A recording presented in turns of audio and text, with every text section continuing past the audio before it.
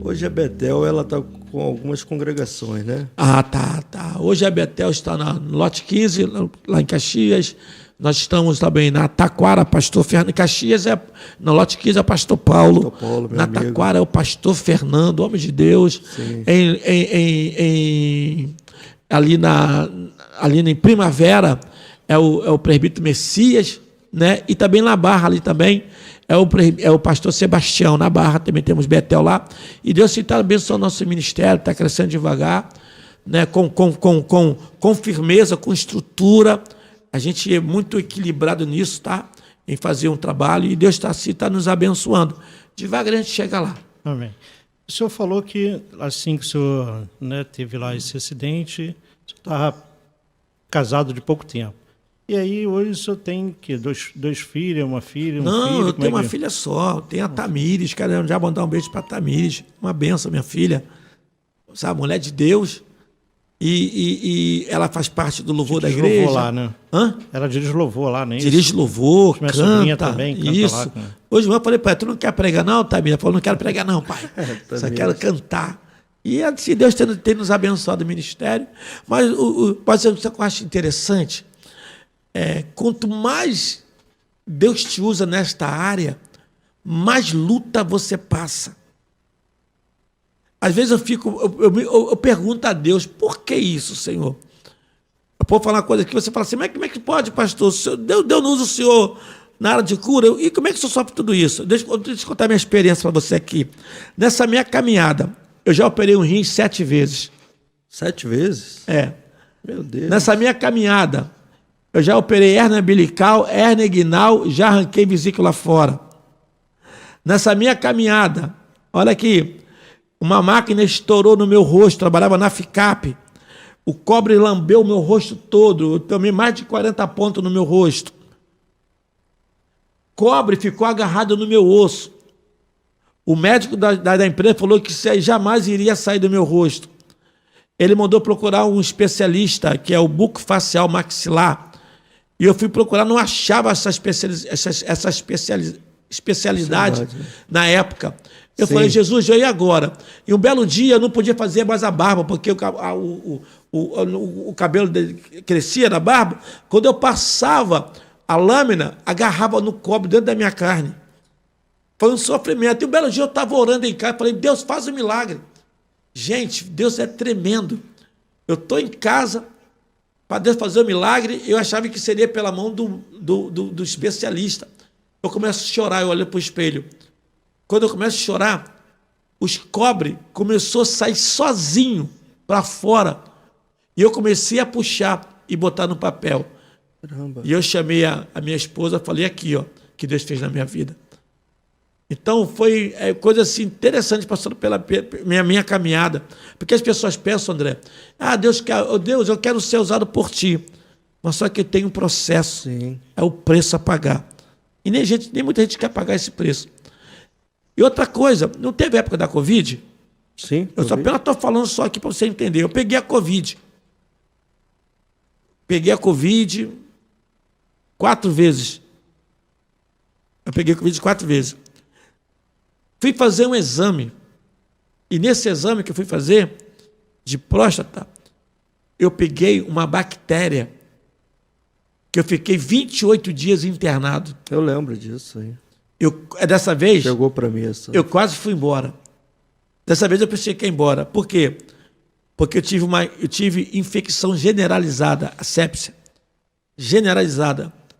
Tive que ficar tomando... Eu fiquei... Só eu sei. E eu fiquei 28 dias internado esperando o milagre de Deus. E a minha filha, cada vez que ela via meus exames, porque ela trabalhava na saúde, ela se apavorava.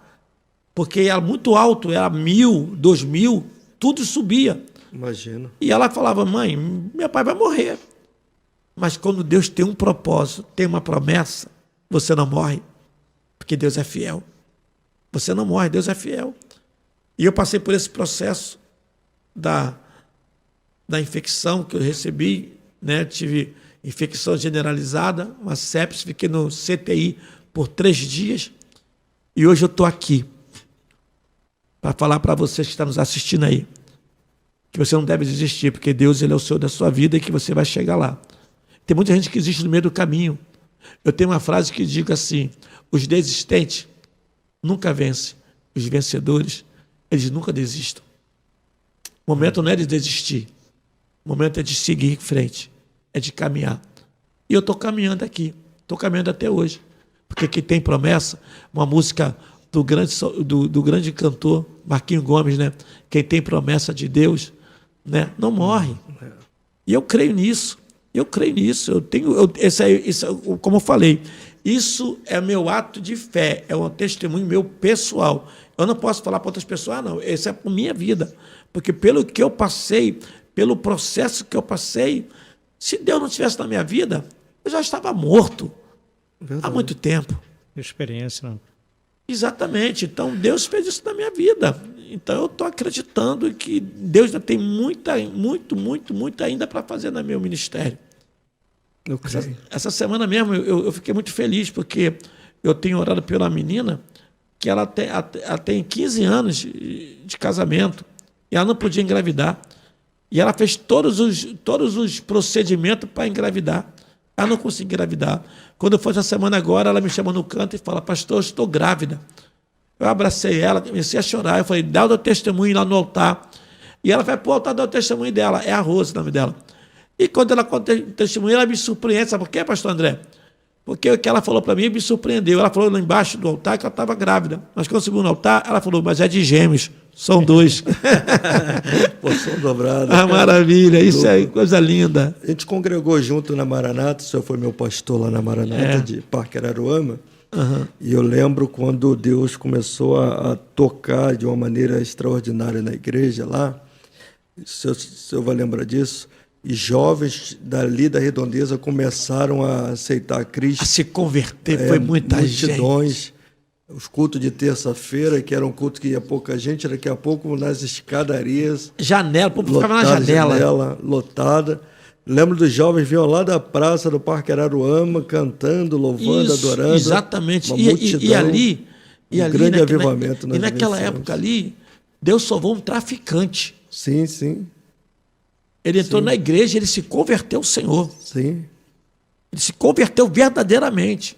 Largou mesmo o pecado, o tráfico, largou tudo. Ele era diácono ainda naquela época, né? Eu era diácono. Eu estava servindo na igreja, mas eu era lá. diácono da igreja, como pastor ali.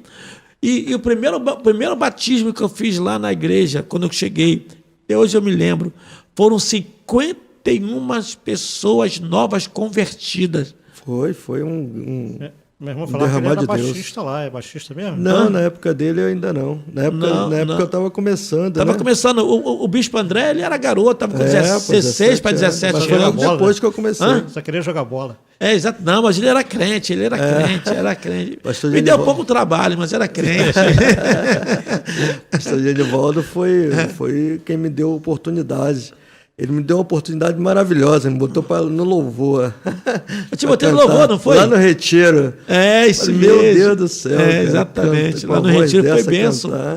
A gente fazia retiro, nosso retiro não tinha não tinha piscina, não. Era só oração. Era só oração. Não tinha campo de futebol, não, gente. Era só oração. Verdade. A gente ia para orar, juntava o povo lá, Jesus batizava com o Espírito Santo. É muito lindo. E nessa época, o Bispo André, quantos jovens se converteram naquele momento? Muitos. A ponto de nós alugarmos um colégio para fazer a escola bíblica dominical. Exatamente. Que era o Instituto Araruama. Exatamente. E nós alugamos um colégio para fazer a escola dominical, porque não tinha lugar mais na igreja. Foi algo assim que marcou nossas vidas ali naquele lugar. Foi. Como também o próprio Rodrigo, também, que foi criado com você lá no Parque Araruama, que hoje também é um homem de Deus, está pregando Rodrigo. Muito aí, o Brasil todo pregando. Uma benção. Muita Falei gente. Com ele hoje, Rodrigão. É lindo você. Dá um abraço para ele, se ele estiver assistindo. Rodrigo, um abraço para você, amigo. Daqui a pouco você vai estar aqui também, tá bom? Deixa eu falar uma coisa. Rodrigo vai vir aqui falar de mundo corporativo. Ele é muito inteligente. O Rodrigo é gente boa pra caramba.